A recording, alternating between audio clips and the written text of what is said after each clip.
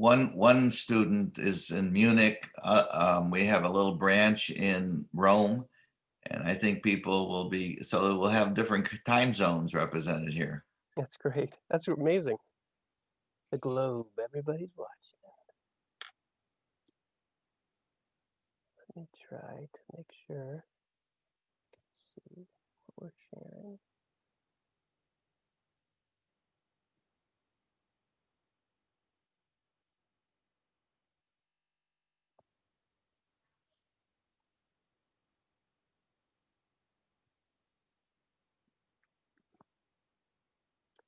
Yep, I do see some of our attendees have started to join us. Welcome, everybody. Just want to let you know we do plan to get started at 2 o'clock.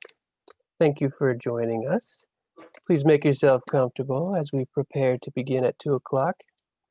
I wanted to relay to some of our attendees that Zoom may be new to some of you, but we're using the Zoom webinar format, and that means as attendees, you cannot see or hear each other, and we cannot see or hear you either. But just take a moment to explore some of the features of Zoom on your screen, and you should be able to locate a Q&A section. And that's an area you could use to submit any questions you might have to us, and we can read them at the end. So thank you, everybody. We do plan to get started at 2 o'clock.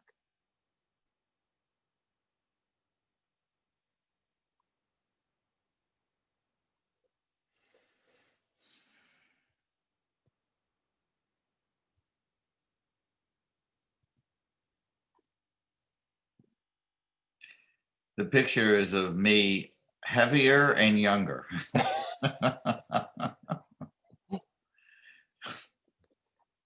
And there's a furry friend on the side there.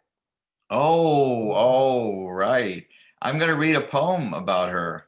Okay, is she still with us? No. Oh. It's an elegy, but Okay. there's some humor in it. And, okay. yeah, no, we have a new dog named Binks. He's a puppy. Oh, nice. He's half Great Pyrenees and half Aussie. Oh, nice. Active little pup, I'm sure.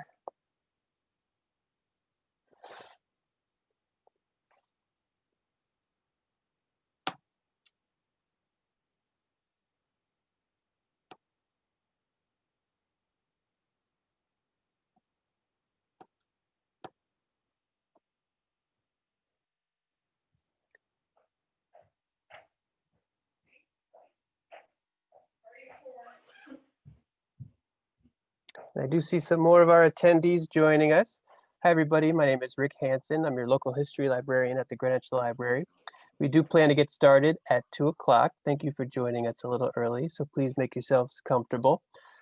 Zoom may be new to some of you, and I mentioned a moment ago, but want to tell some of our new attendees joining us that we're using the Zoom webinar format, and this helps us better accommodate our great audience.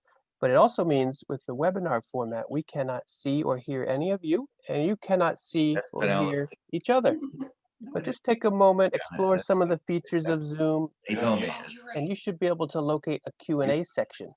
And that's where you can submit any questions you might have during the presentation, and we'll be sure to get to them and ask our poet at the end. We've reserved time for some of your questions.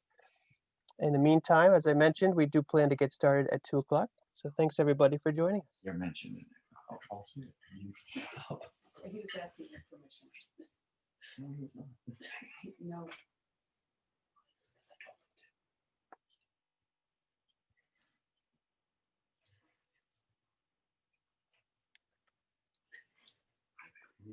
Read it.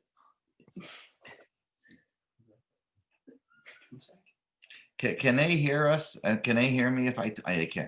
Yep. Right now. Well, I mean, if I talk to you. Your in-person audience and your online audience can hear you. I'm hearing rumors they're going to invent the telephone soon.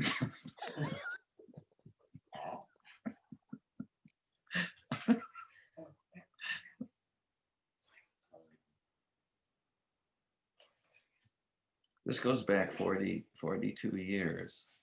Oh.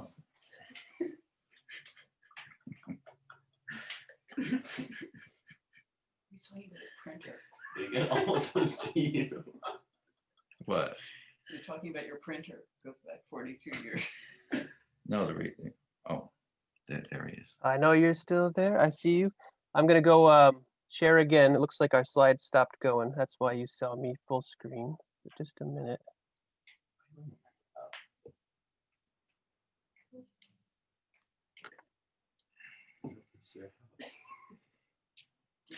So this is actually the first in the series this year of this webinar system then.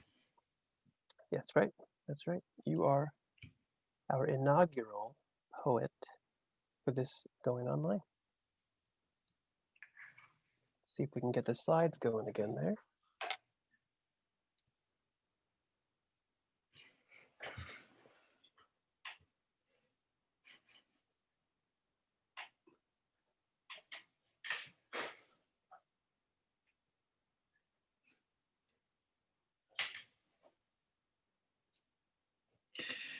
You never heard the Penelope poem. I'm reading did you ever hear it or see it? Just stop talking.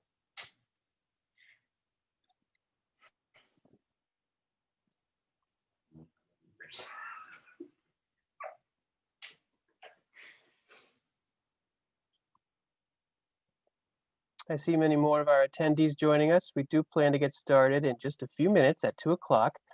I want to remind some of our attendees that have been here and some of the new ones that we are using the Zoom webinar format. And that means that we're better accommodating our great audience, but it also means you cannot see or hear each other, and we cannot see or hear you as attendees.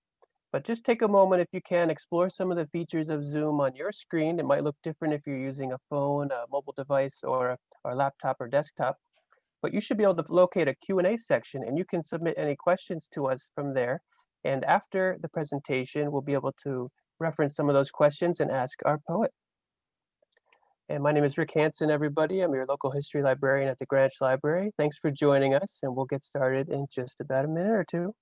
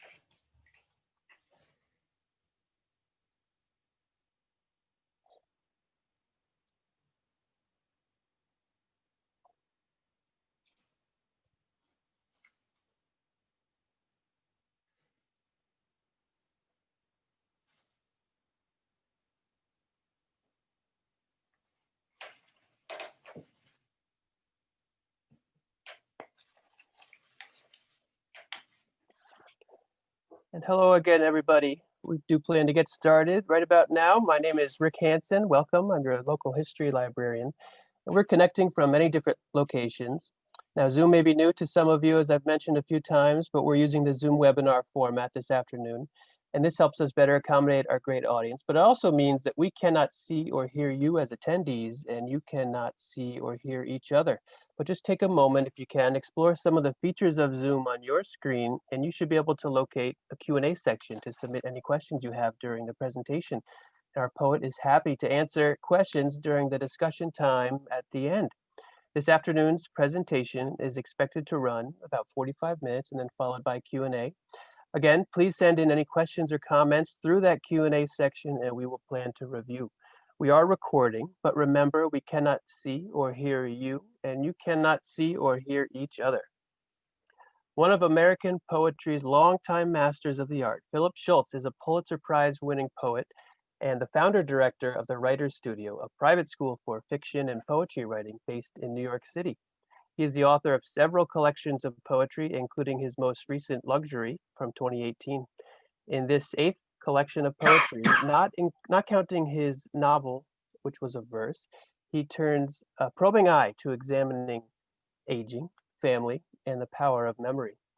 This afternoon's presentation is sponsored by the Friends of Greenwich Library and the Maneker family. The Maneker family has been supporting the Poet's Voice reading at Greenwich Library in honor of Horace and Zelda Manacher, for over 40 years through the Horace E. Manacher Poetry Fund. Without any further delay, and on behalf of the Friends of Greenwich Library, I'm excited to extend a warm welcome to our poet from 2020 this year, Philip Schultz. Phil, I'm going to mute myself, hide my camera, and turn it over to you.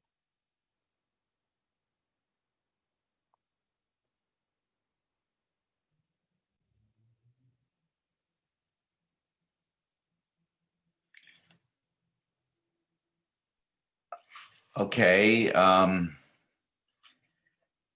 Yep, go right ahead, Phil. Okay, great. I see myself up in the on top, not a full screen. Okay.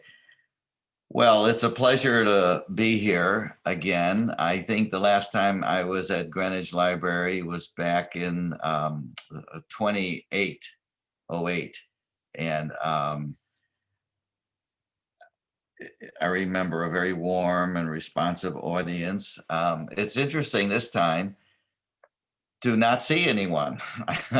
I'm very happy that I could look forward to hearing from some of you during the Q&A, but this is a whole different setup, and I guess all of us are adjusting to many changes, especially over this last year or so.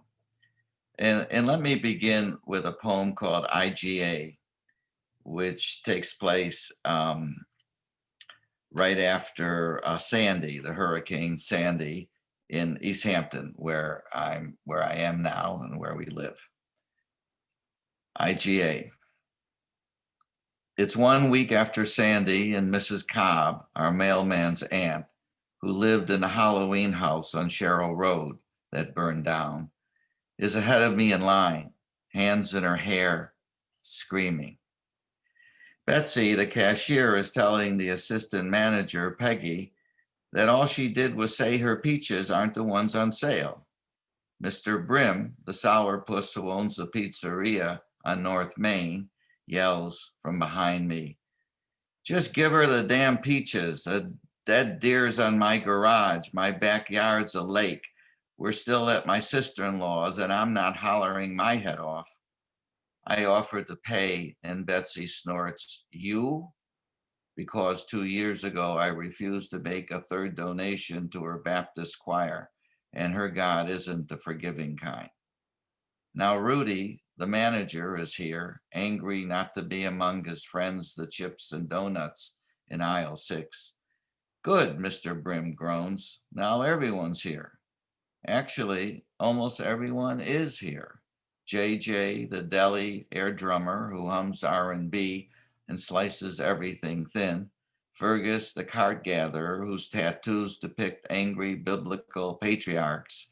And Benny in produce, who lost 84 pounds eating sardines and Cocoa Puffs and has iPhone photos to prove it. All come to see if this is another catastrophe that will keep us up all night, watching our kids sleep in the living room, praying for the wind to stop, the roof to hold, that last insurance bill got paid, fearing our ignorance and pettiness is to blame. That if we were just a little more humble in the hearing and sublime in the doing, as St. Augustine suggested, we could all go back to sleep, only one donation and the right peach shy of deliverance.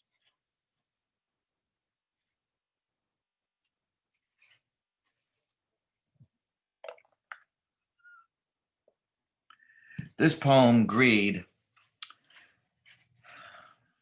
for some reason I'm not exactly sure of, that in California, kids in high school choose this poem to write about in contests, and the ones that win are on YouTube, and I've seen a few of these. They've sent it to me, and it's interesting. I think it probably because it was written after the Great Recession or during the Great Recession, when our neighborhood was all houses that were shut down mostly. and people were struggling to look for work. And this is the background of the poem. It's called Greed. My ocean town struggles to pick up leaves, offer summer school, and keep our library open. Every day now, more men stand at the railroad station waiting to be chosen for work. Because it's thought the Hispanics will work for less, they get picked first, while the whites and blacks avoid each other's eyes.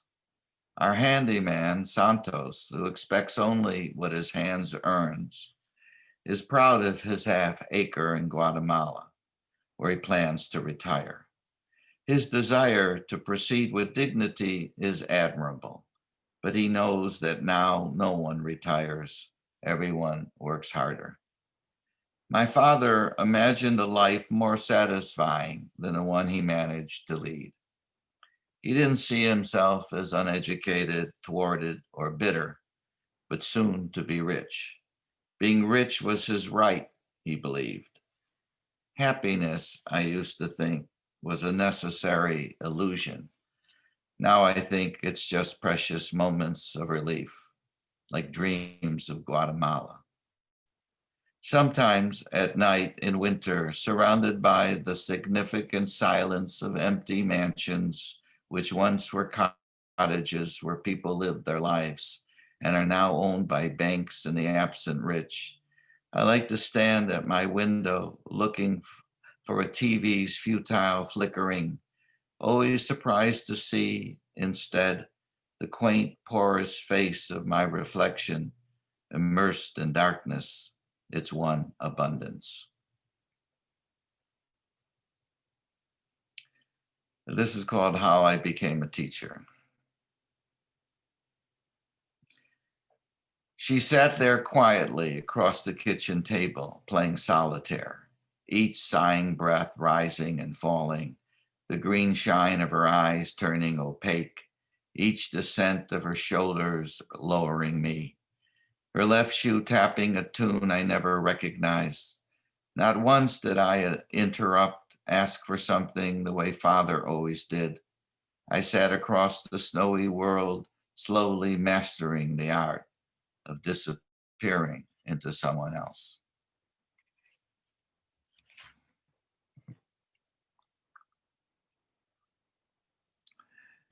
This poem is called A Kiss. We have dear friends, the poem explains this, but we dear friends who got married, as it says, not long after two men could. And my wife and I were invited to their house that night to help them celebrate. After I made a toast, my wife and I kissed and they didn't.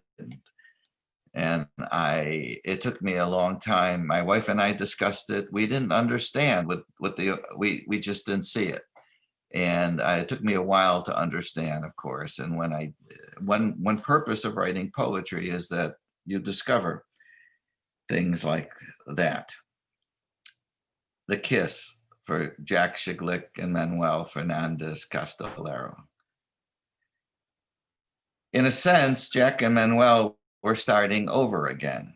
Jack, a Romanian Jew who designed our house, drank our kids' concoctions made out of everything on a restaurant's table, which we wouldn't do.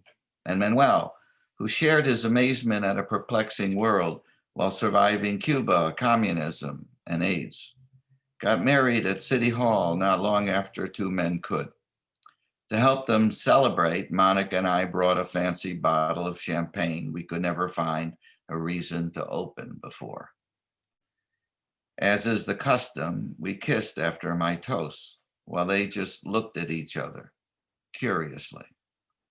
Never in public before, Jack said. Okay, I know what it feels like to see myself through the harsh light of another's eyes, to be the other. Suddenly, we were they and they us, if you know what I mean. I mean, objectified. Relax, there's no point to be made. Even notarized love is never normal or wise, and no one knows how to behave or hasn't felt despised. It doesn't matter that my toast was celebratory, that I'm now saying what I couldn't say then.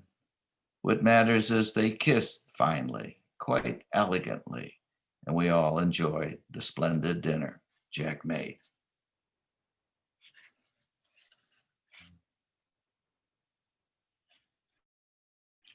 This is called Cakes. Oh, these are poems from my last book, Luxury.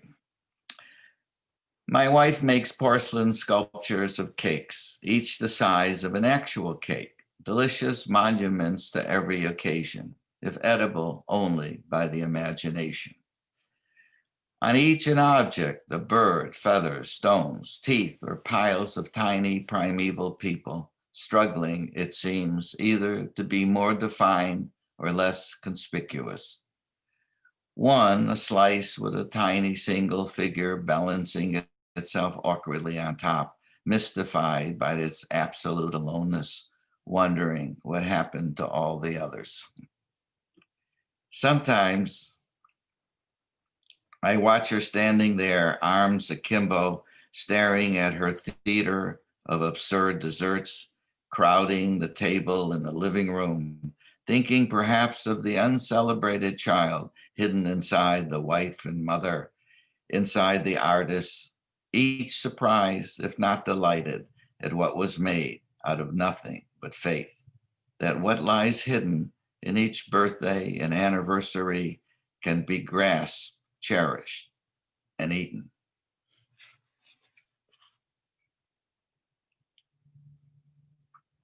I feel like I should be talking more between these things, but what can you say about the Women's March? This is the Women's March.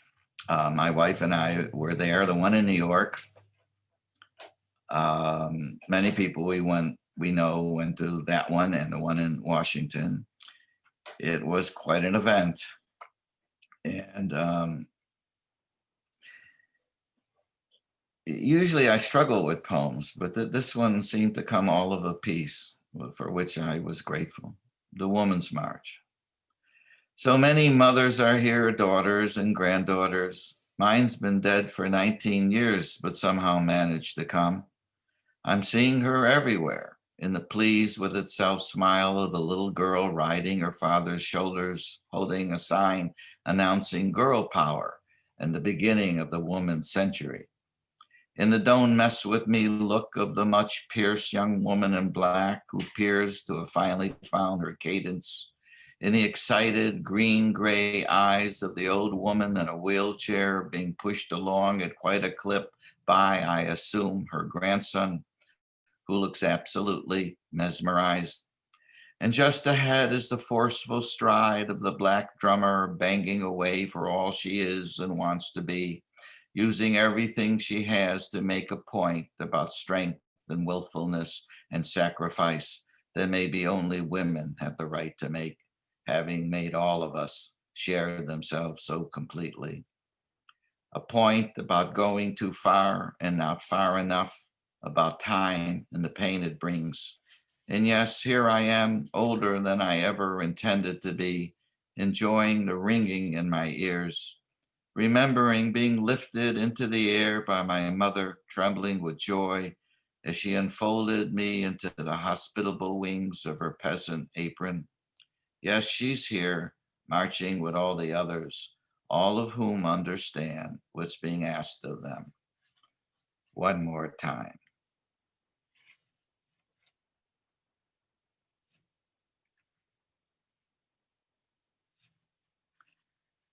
This is the last poem from this book that I'll read. It's called Googling Ourselves. I'm sure none of you have ever done that, but everyone secretly does it, or not so secretly. This starts with a quote from Nietzsche. You think yourself wise, proud Zarathustra, then guess the riddle. Speak then. Who am I? One reason to write poetry or make art is to try to answer that question. Googling ourselves. These strangers with my name, busy being kidnapped, embezzled, honored, and dying at a frightening rate. The cross-dressing exterminator convicted of rape in Kensington, Ohio, sentenced to 72 years without bail. The policeman killed stopping a burglary in Thermopolis, Wyoming. Could they have imagined the Florida painter with their name communicating with extraterrestrials through sculptures made out of railroad tracks, or being written about in a poem by another member of their redundant family for a reason none of us can explain? Sometimes I fear I'm imaginary, don't really exist. Catch myself wondering why I only seem to like myself when, say, I'm wearing a teacher's face, because I see myself only through others' eyes. In that case, who am I really? Alone at night watching a ball game, I'm always surprised when I speak to myself in third person, wondering why this man cares so much about something he plays no part in. It's easier to wonder why Nietzsche sought his soul's sympathy, a truth he knew he'd despise, probably feared he wouldn't survive. To imagine him up late seeking his ever-evolving, unidentifiable self, a past more inhabitable and less unforgiving, anxious to know why someone with his name would say, quote unquote, poets lie too much, who among us has not adulterated his wine? Late at night, the web is a dangerous swamp of voyeuristic self-scrutiny and addictive impersonation, the ego testifying for and against itself, seeking evidence of triumph and complicity, sanction without malice, pretext, or God. Who is this man obsessively looking up all his persona narrators, feeling like a hodgepodge, trapped somewhere between heaven and earth, spitting against the wind? Is it because he knows he's getting closer to the end, will soon vanish and become nothing? Is this why he's studying everyone who answers to his name? Because one may have invented time or sympathy or God and will love him even momentarily for who he is.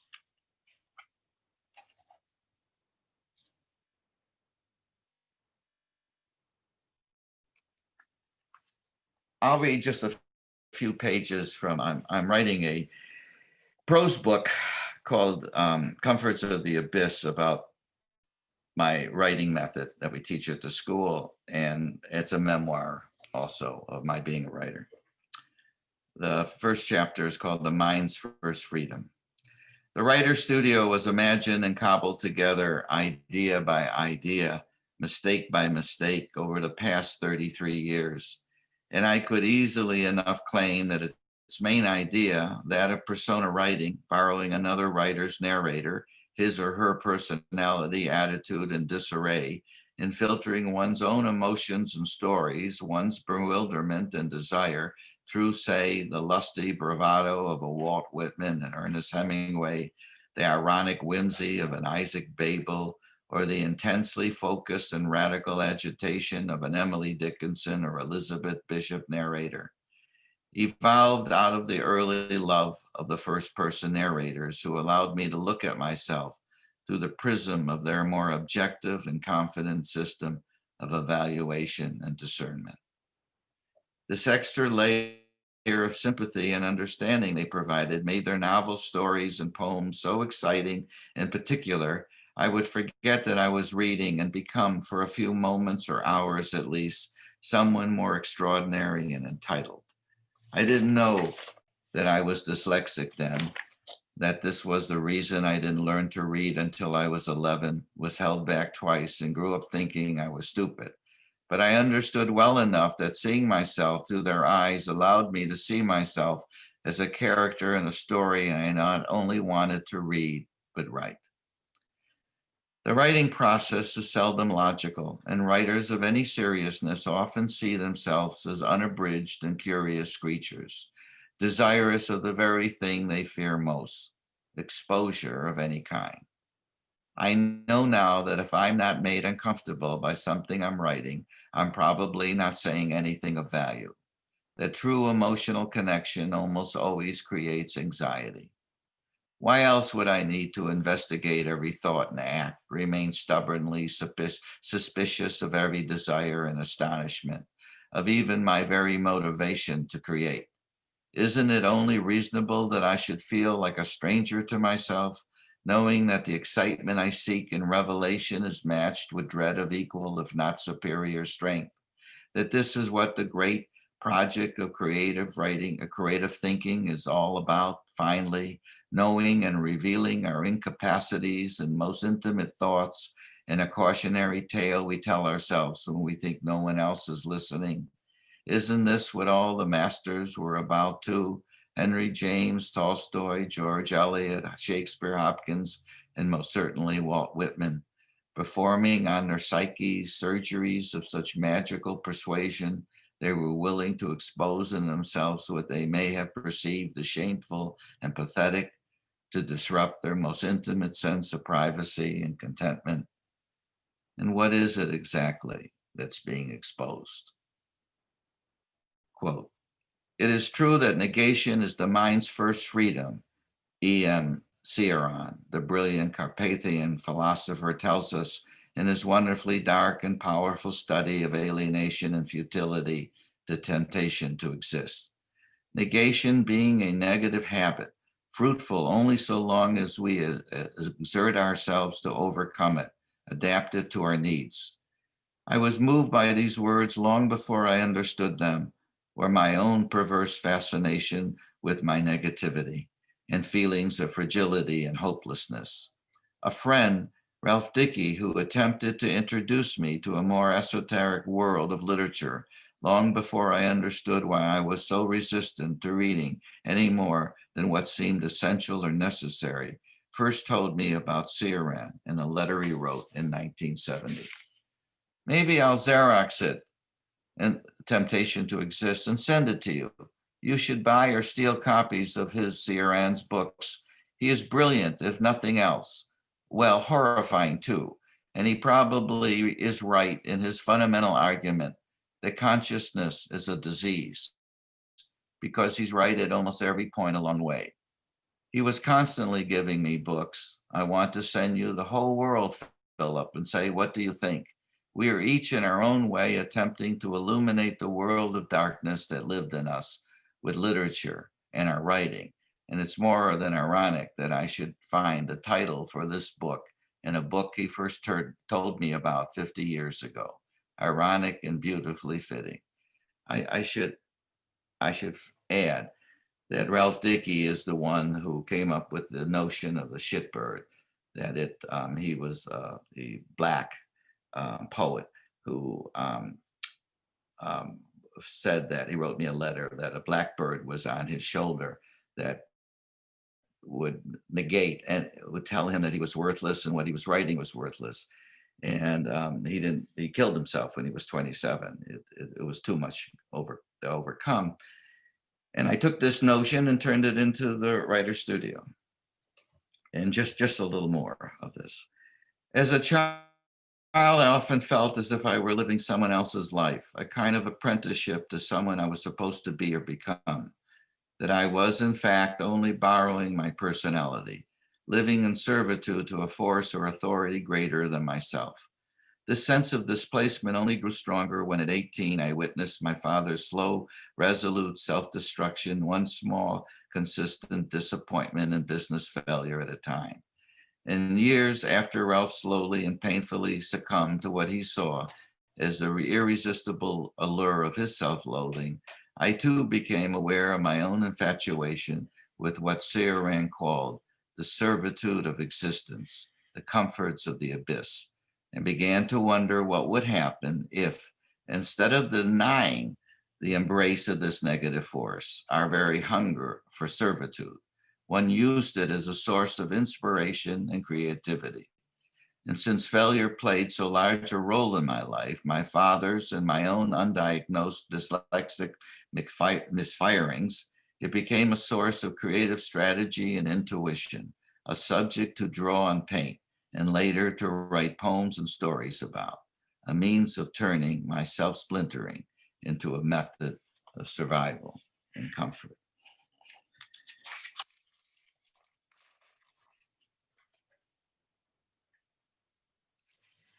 I'm going to read now new poems that I've been writing. The tentative title is The Artisan's Mother, which is inspired by the Arshil Gorky painting of the same title. I feel that I've finally done with my father, and I'm going to let my mother's do her turn. Here's a poem called In the Time of Corona. And it's a quote from Zbigniew Herbert, the wonderful Polish poet. We had nowhere to go. We stayed on the rubbish heap. A new life was unrolling at our feet.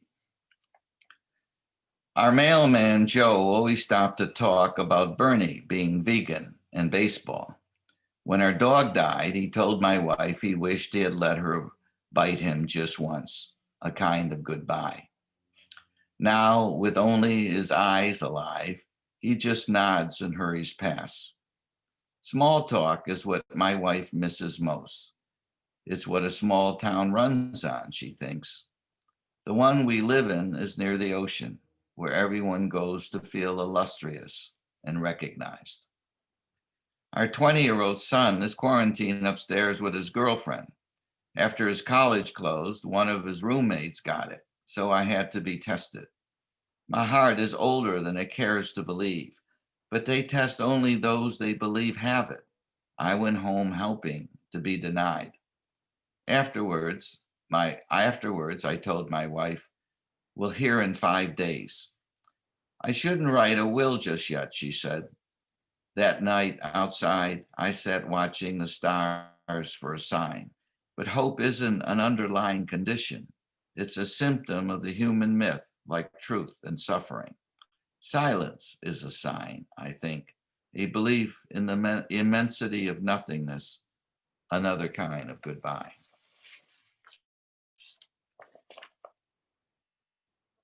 This is to our dog at the time, Penelope.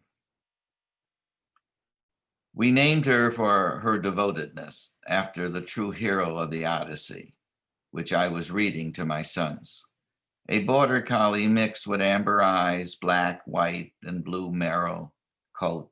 My other wife, my wife called her, a work dog. Her job, she said, was to keep me company, a word that means, among other things, never being alone. Indeed, often she was my reason to walk along the ocean and woods to leave the house. Clearly, the man she loved was smarter, handsomer, better than me.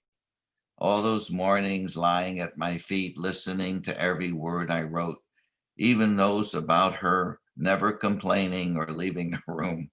Once I found our mailman, furnace and UPS guys herded in our yard, waiting to be set free, while she and the grass off to the side lay watching them.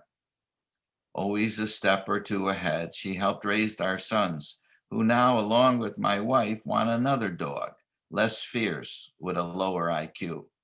Yes, I understand, but stitch by stitch, such devotion is rare, and in my case, equally unconditional.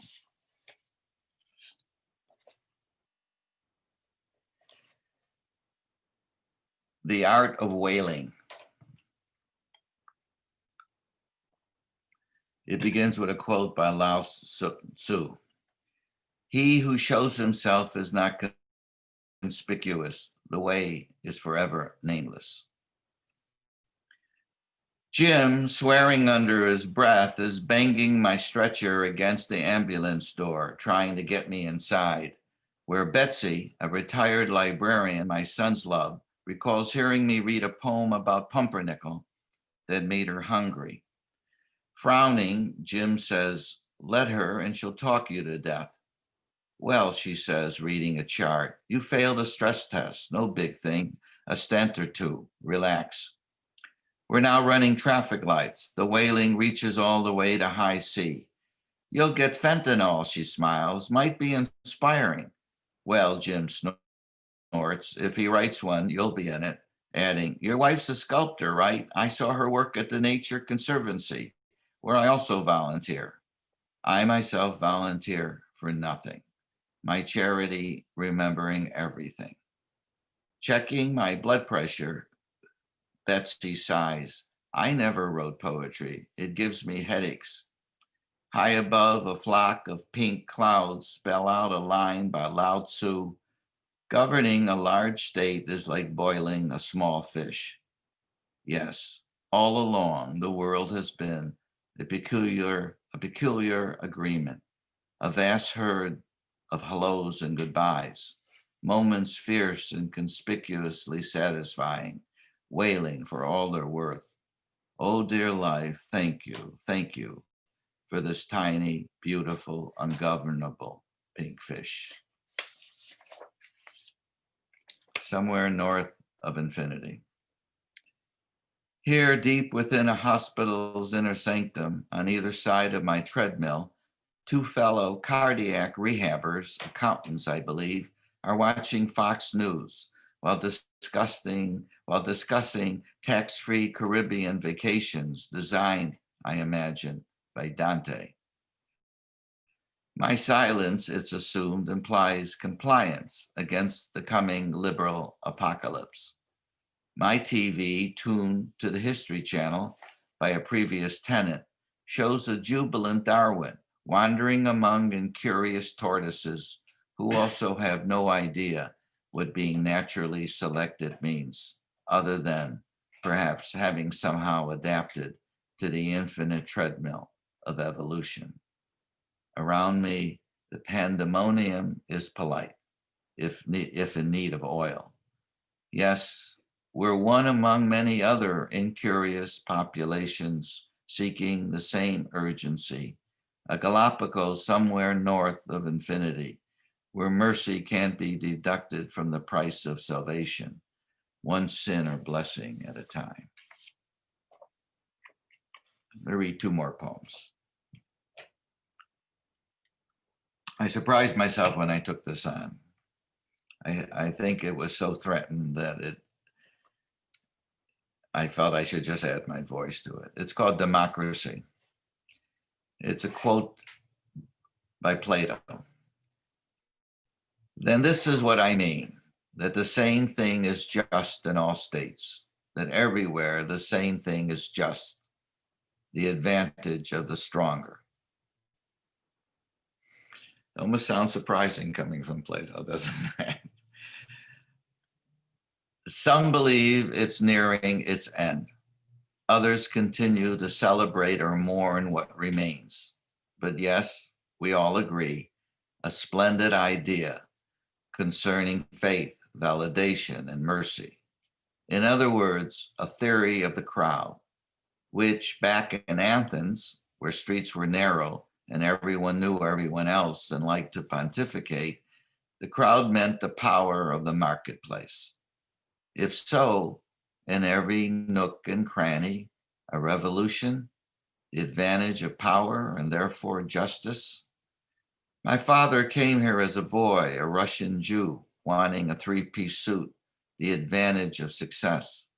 But ideas such as justice soured his mind, left him behind, forgotten.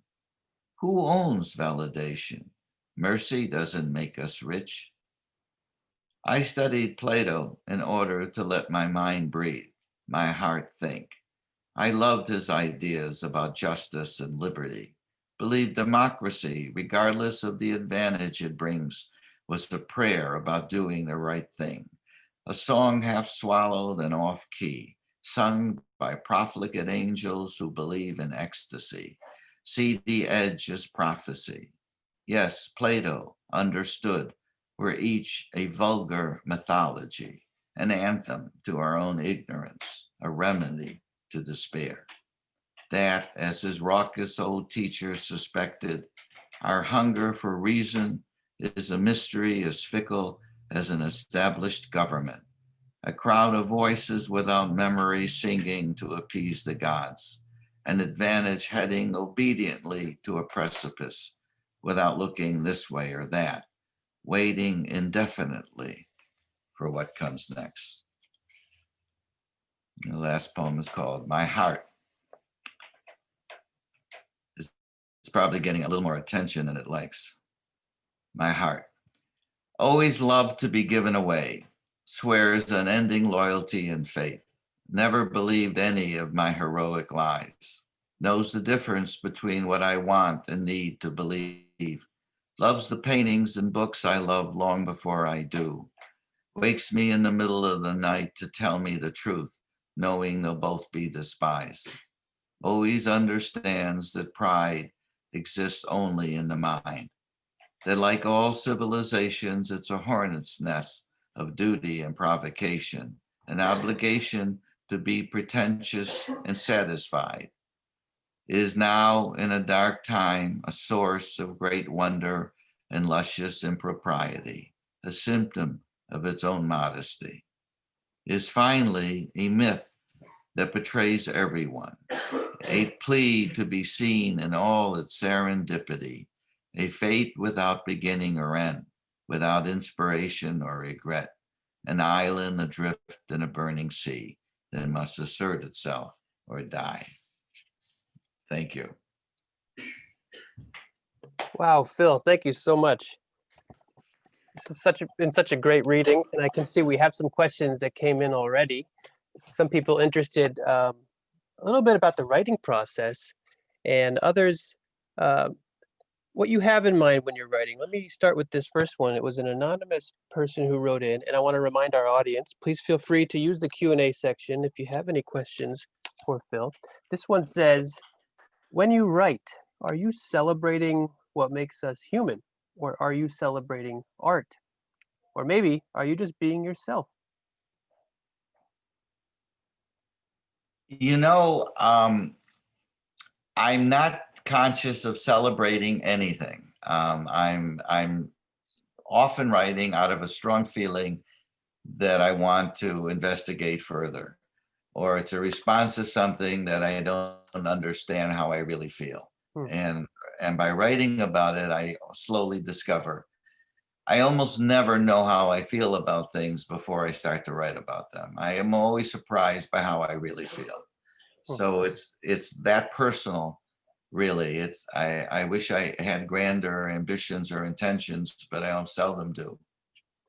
It sounds like I felt democracy, for instance, in that poem was being stolen from us, and I needed to understand how I really felt about it.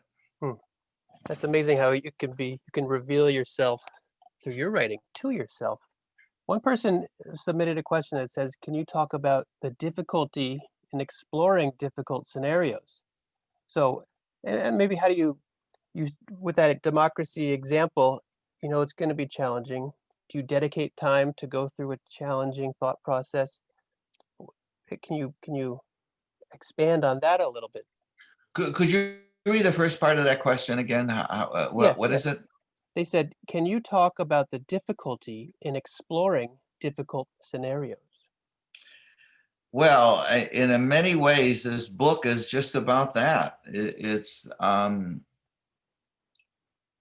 how the subjects often most personal to us and relevant to us are the ones the most forbidding, the ones who often are guarded away and locked away, and how we're often afraid of how we really feel about things.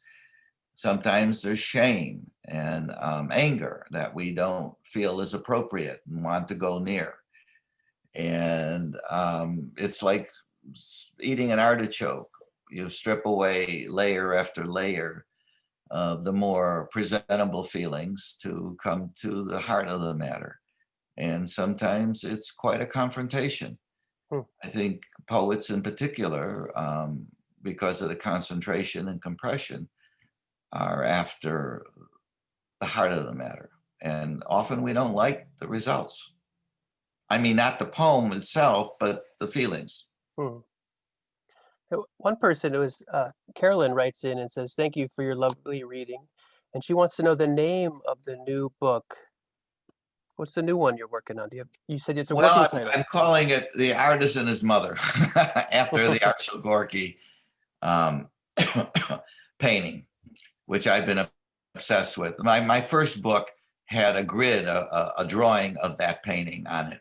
And I think, this book will have the photograph of the painting. It took them 10 years and to deal with his feelings. His mother died during the Armenian genocide death march, and of starvation to keep him and his sister alive. And when he came to America afterwards, he spent 10 years painting that photograph. And he became Arshil Gorky at the end of that 10 years. Wow. Have you seen it in person?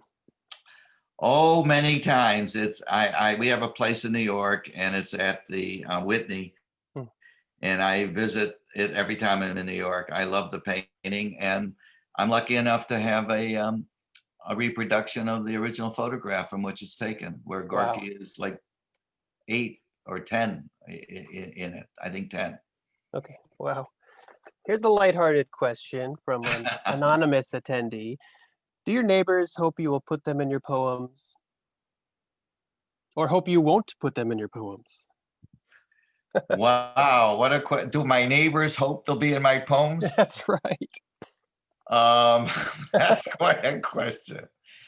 I once, in a poem about our street here, referred to 2 sisters. I call them the Sweet Sisters. And they went out of their way to make sure to ask me, were they the Sweet Sisters I was referring to? And, you know, I think people like to be written about, especially if you're being kind or understanding. I think people like to be mentioned and acknowledged. One person is asking about consciousness of communicating, and that it might not be so awful when exploring oneself. So do you ever ask yourself, who is writing, who is reading, and are they the same? Huh. Well, that poem, Googling ourselves, is all about just that thing. I mean, writing is a way of trying to figure out who I am. You know, yes, we can get lost in the school teaches persona writings, and in my life, when I'm reading a book I'm really taken with, I see myself through that author's eyes. And sometimes I see a view of myself that I don't like, or that's different from the view I got from the previous book or from my wife that morning. And this confluence and conflict and really of views of oneself, that sometimes poetry is a way of finding at least how we feel about ourselves at that given moment. Oh, that's a great answer. And here's one question. Can you talk maybe about who some of your writing heroes are? Or maybe your most recent favorite book? When I started, it was Hemingway and later Whitman, Isaac Babel, certainly. My favorite poet overall is clearly Elizabeth Bishop. And when I go back to her only yesterday, I mean, I always am calmed by her, that there was this forgiving, loving picture of life that she painted.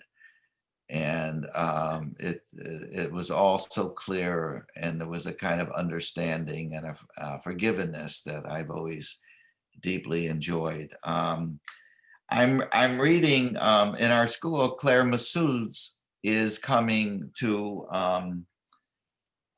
visit us, and her recent book, I don't have it in front of me. It's a long title about Kant and the Prussian head, and their essays on why I write is a wonderful, wonderful collection of essays, and that's the most recent book I'm reading.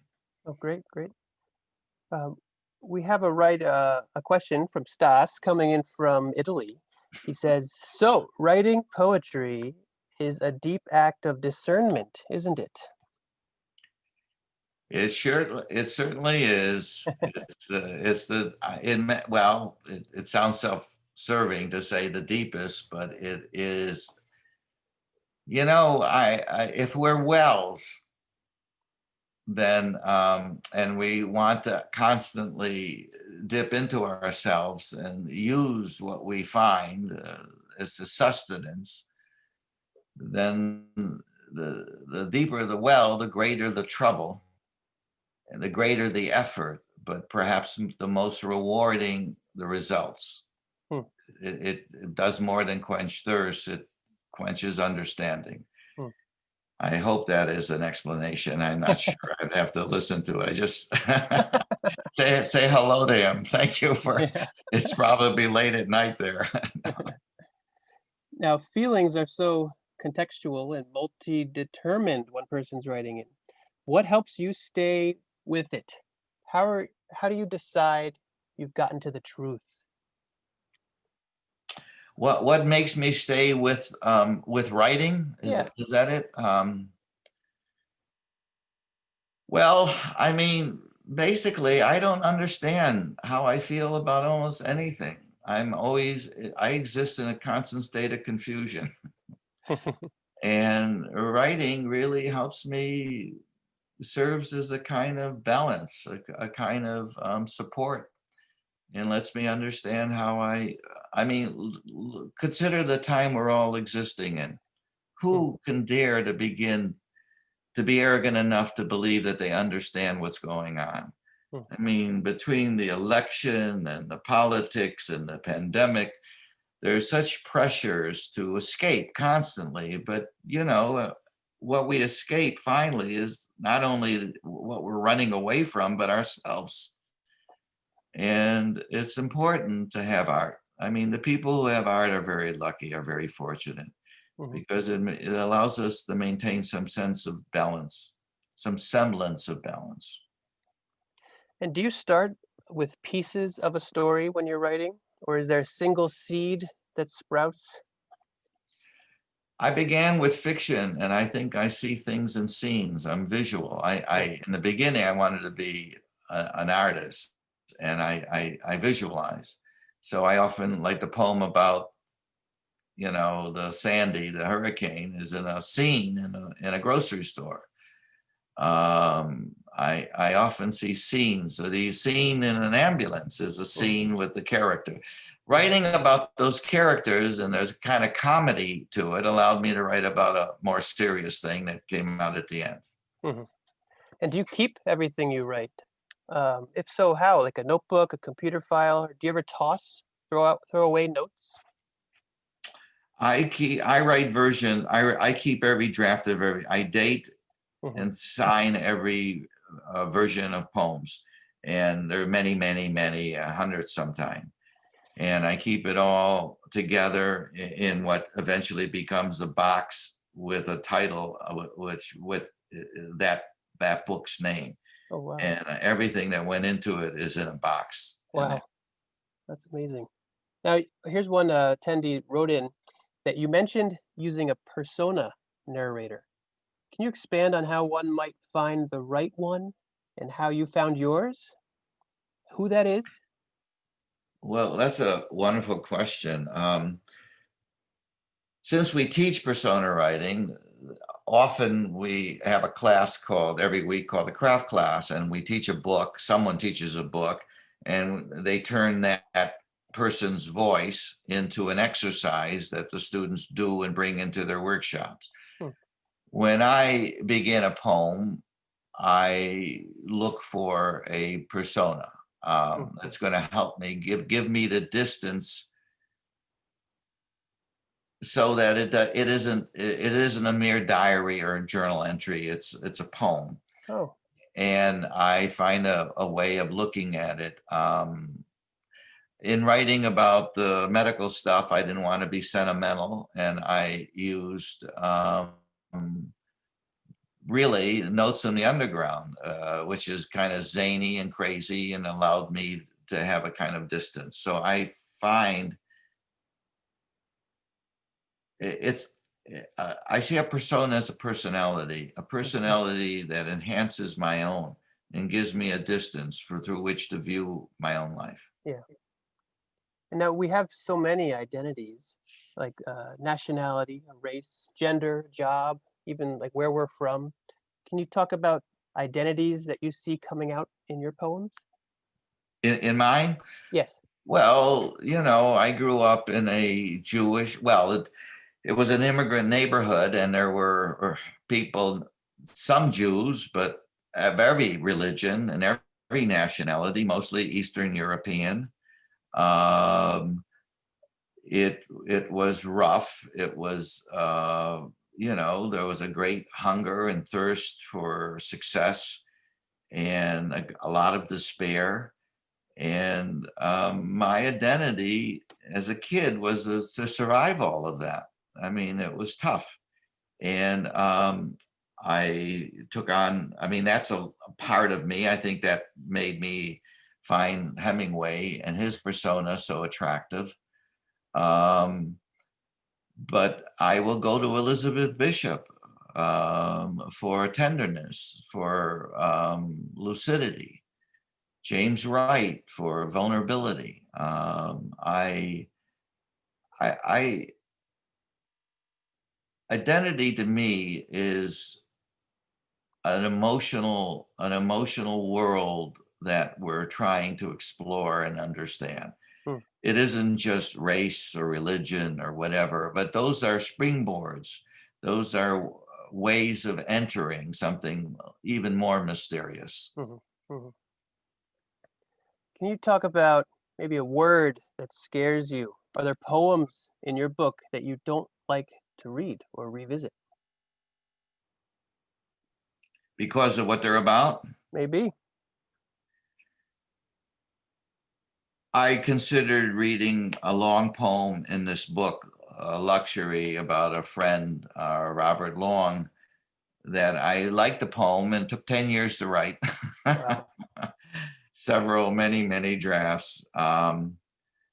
But it's too sad finally. Mhm, I mean, I like the poem, but it makes me feel that mhm. I didn't want it. And so sometimes I associate certain things with certain feelings that I'm just glad I survived, and I'm not anxious to survive again. Yeah.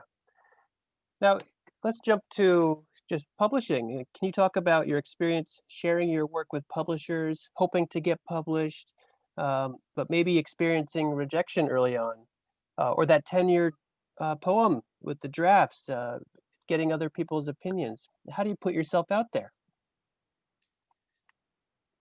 Well, I'm old enough to not worry about most of that Mm. stuff anymore. But certainly when I was younger, ambition helps. Mm, Ambition helps us overcome all kinds of fears of what we're writing about.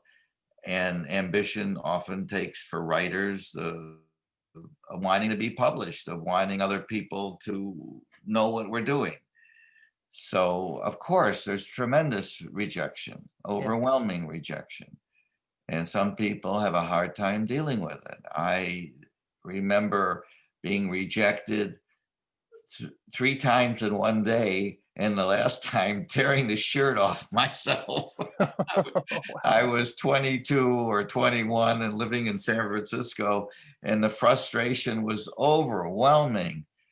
But I eventually published that poem or whatever it was, and the satisfaction was even greater because of how difficult it was reaching that point.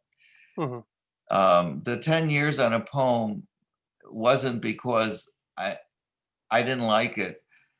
It just didn't do justice to the subject, the death of a dear friend.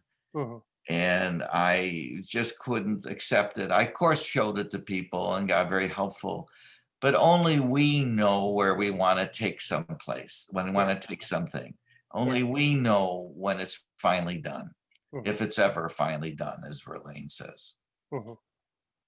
Can you talk a little bit about your school? What types of students do you have? The ages? Could it be continuing education for some, or are they all high school or college aged?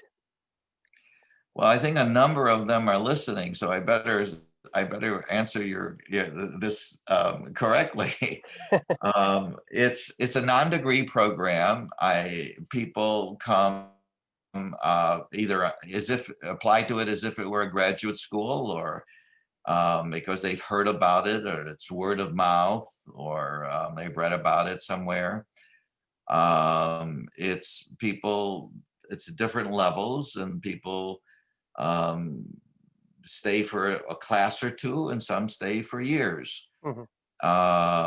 We're 33 years old, so it's been around a ways, and we have a new branch in Rome, Italia, that Stas asked the question. Wow. I guess it's the method is helpful to people. This looking at your life through the eyes of someone else allows you to see yourself, or to see the world in a way that is both reassuring and terrifying. But the school does that, and I teach the master class, a couple of master class. We have advanced classes, and we have branches in Tucson and San Francisco and Rome and Hudson Valley and other places in Manhattan. So it's widespread. Yeah. And for our last question, you've honed some creative writing skills and had great success with the school and with publishing. Can you tell us how we as writers would seek to build those skills also?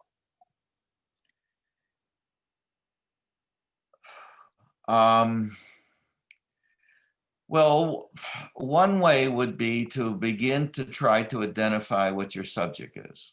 Hmm. And one way of doing that is by understanding what your subject isn't. Identity might be a large part of it, or trying to understand, the world you come from, or the world you feel you're excluded from, that you aren't allowed in. Try to understand what the roots of your anger is, or your bliss. And once you identify, that's the better question. That's a better answer than what I was giving before. For me, identity is identifying what our real subject is and how we really feel about it. And that helps us go forward, and that makes us interesting to others. It's not easy doing that. There's a lot of art leaves that have to be stripped off that artichoke. Wow, it's so well said. And I really want to thank you again on behalf of the Friends of the Greenwich Library, the Manager family. Thank you to our great audience for joining us. Of course, our voice poet, Philip Schultz. We're so honored to have you here again. We appreciate your flexibility joining us digitally like this. And thank you for sharing your poetry. It's especially helpful while many of us are at home more and more. So we really want to thank you. Thank you. Thank you so much. And thank you, everybody. Hope you have a great weekend. Goodbye. Good night.